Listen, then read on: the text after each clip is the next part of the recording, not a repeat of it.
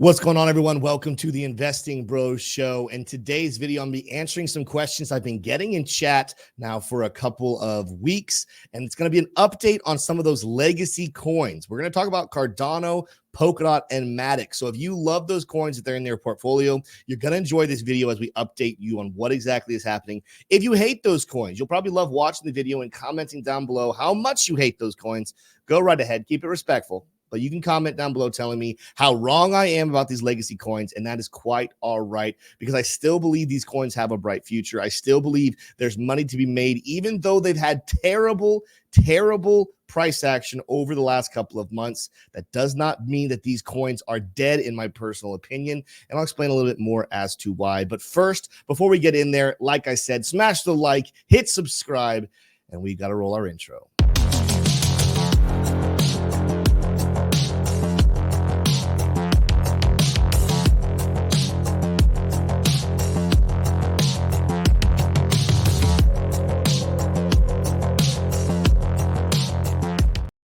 All right, everybody. If you are looking for a place to be trading right now, make sure you're checking out CoinW. There's a link down below. Get free $100 when you sign up right now. Also, in our group, when you connect your CoinW to our group, you'll get access to a lot of not just my personal trades, but also other professional traders from CoinW. That's only though in our Discord. You got to join and sign up and come over to our Discord to be a part of that. Check it out right now. Link down below. Let's get into these coins. Before we get going, I want to just specify, I'm not going to get deep into fundamentals about these projects. There's not a lot of brand new news to talk about with them. But there is concepts of people continuing to suspect, potentially just based off of price action, that Cardano, Polygon, Matic, and Polkadot are all dead and gone. Here's the thing. All three of these projects, if you look them up, they're continuing to develop. Even Cardano seeing a lot more development. Is it anywhere close to Solana and others? No, it's not. But compared to its own development over the last year or so, it is continuing to grow and grow and grow. That's not the sign of a dead project. Same thing with Matic. Despite the fact that price is down, they have not stopped working on all of the relationships, partnerships, and innovations that they have to remain.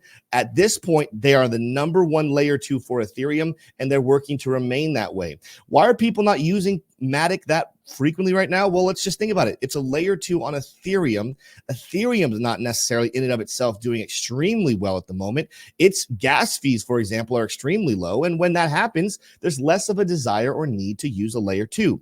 That being said, while Arbitrum and Optimism have been performing better in terms of use case, that doesn't stop Matic from continuing to build. And they're working on things that remain. They keep being the #2 layer in terms of market cap.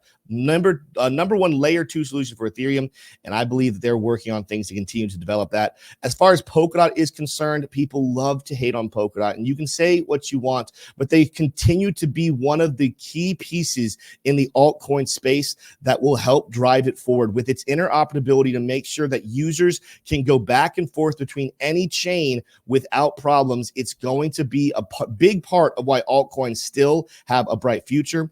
Does that mean Polkadot's the #1 gainer? No, it doesn't mean that, but it also means it's not a dead project. So that being said, fundamentally, in a nutshell, there's still a lot of hope for these coins, but what are the charts saying about them? Let's go take a look at what you could expect here. All three of these coins, you're going to see some bullish things here. Let's just flash through them really quickly.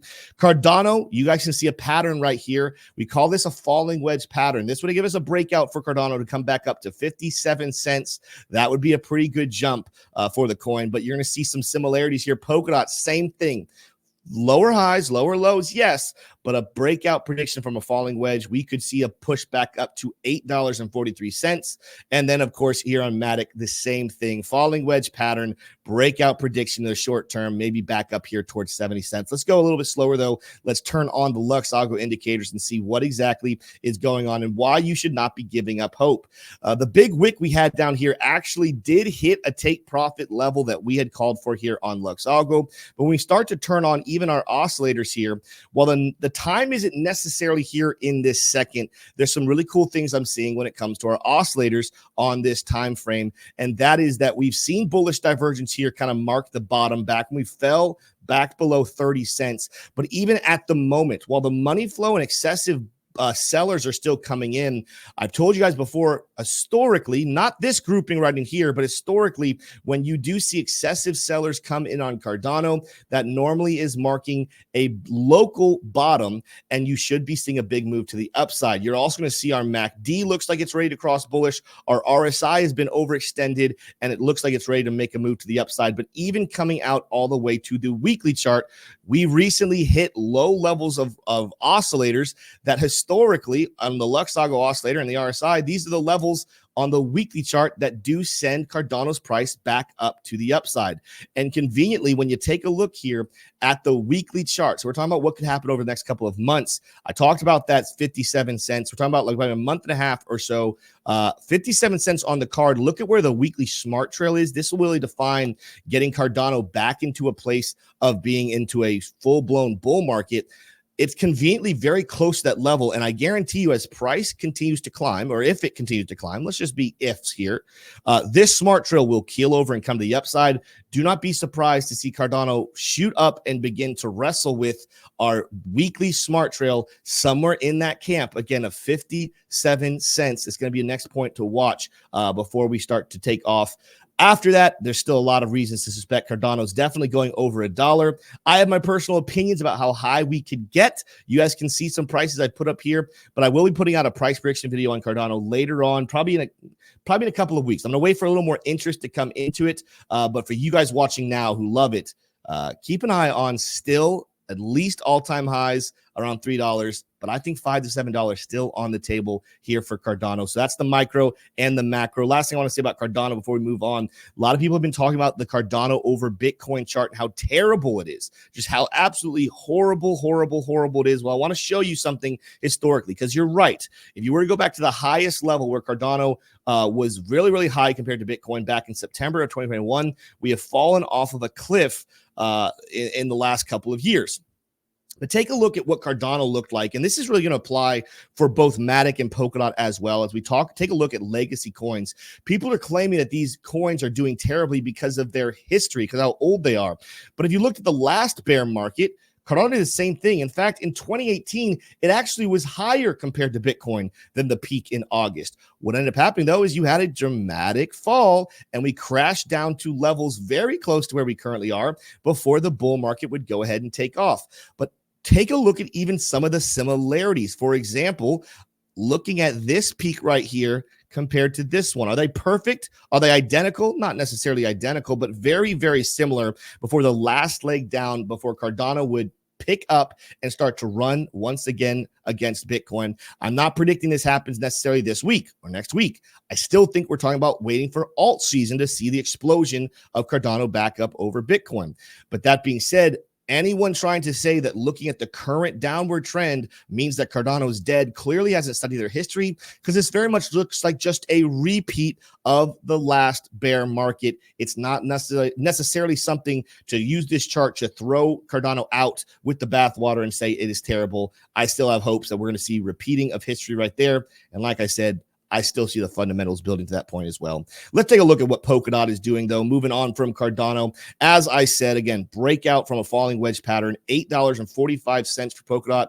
Probably sometime we could see that maybe in September if everything goes correctly. I know some people think September is going to be bearish, but we've been bearish so far in the last couple of months. I think there's a chance we actually end up seeing a rebound right here. Let's take a look at what we're seeing as far as Luxago is concerned. Let's start off with our oscillator. Same thing we're kind of looking at with Cardano. But while we're not quite ready necessarily on the daily chart to flash a buy signal, we are seeing those excessive sellers in the place here. And again, didn't have the greatest history of this back in May, but when you go back to the history before, you come back to August of 2023, you come back to March 2023, these actually are signs that we're about to see a flip.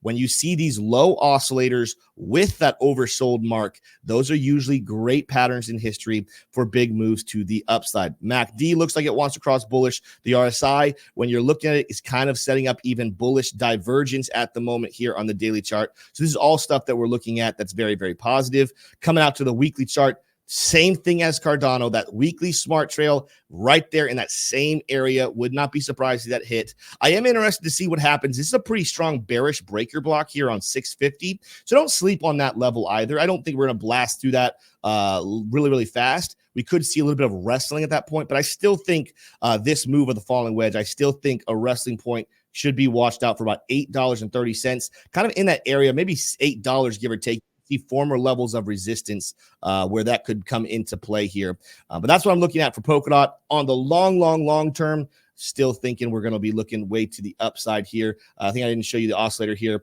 Historically low levels on the oscillator that match with bottoms of bear markets or bottoms of major moves. That is something very encouraging if you are a long-term DOT holder. I still think DOT is one. I'm gonna be a little bit less. I know I put predictions up here between $80, maybe $100. I'm going to probably have to readjust some of this. I think all-time highs are very possible. I think getting back up to $56 for Polkadot is very possible. That would be a nice little rally here of a 13x. We'll have to evaluate, can we get to 80? Can we get to that 20x level? It's very possible, but I'm going to be a little less likely to suspect that's going to happen. I think Polkadot of the three coins might have the hardest route of creating new all-time highs of these coins, but we'll keep you posted on that. For now, though, great opportunity to buy low and have a nice move to the upside. Let's check out Matic, and then we'll kind of close up. As we said before, once again, has a nice falling wedge in play. You can even see a good example here. Falling wedge patterns, very good breakouts. Look at this. That happened back between February and October of 2023. Sure enough, it ended up actually hitting its breakout prediction. It probably went a little bit higher than its breakout prediction. Let's check this out for a second. Didn't put this up here. Yeah, hit it perfectly. Rejected. Had one more good move to the upside. That being said, I'm expecting it to happen once again. Let's turn on what Luxalgo is showing us.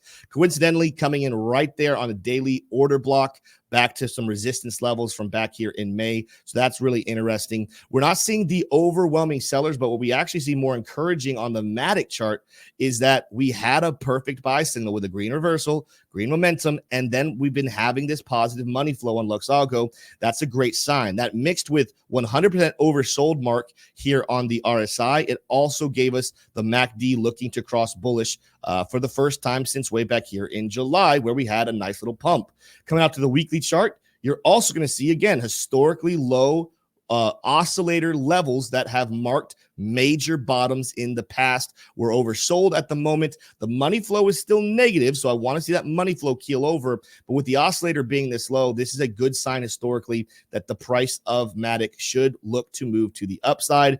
Guess where that smart trail is kind of coming in? So same thing as the other two. We see that smart trail kind of matching up, agreeing with this breakout prediction of the falling wedge. 71 cents in the next couple of weeks is something to keep an eye on with Matic. Guys, that is the charts. That is what the charts are saying right now. Whether you're bullish or bearish, long-term, short-term, there's a lot of reason to be positive because of the opportunity of how low these coins are. Even if you don't believe in them long-term, even if you don't want to hold them into the next bull market or even longer than that, you cannot deny the trading opportunity, the short-term profits you can make on coins that are drastically down. And I'm going to go a step further and say, even though people are claiming that these dinosaur coins are dead, there's still so much happening development-wise, and some of the smartest people in the crypto game working on these platforms. Don't count them out just yet. Let's wait for alt season before we cast our judgments. If you enjoyed the video, smash that like button, hit subscribe so you don't miss any of our content that we put out. Let me know in the comments down below what I got right and what I got wrong. Keep it respectful, though. I'll see you guys in the next video.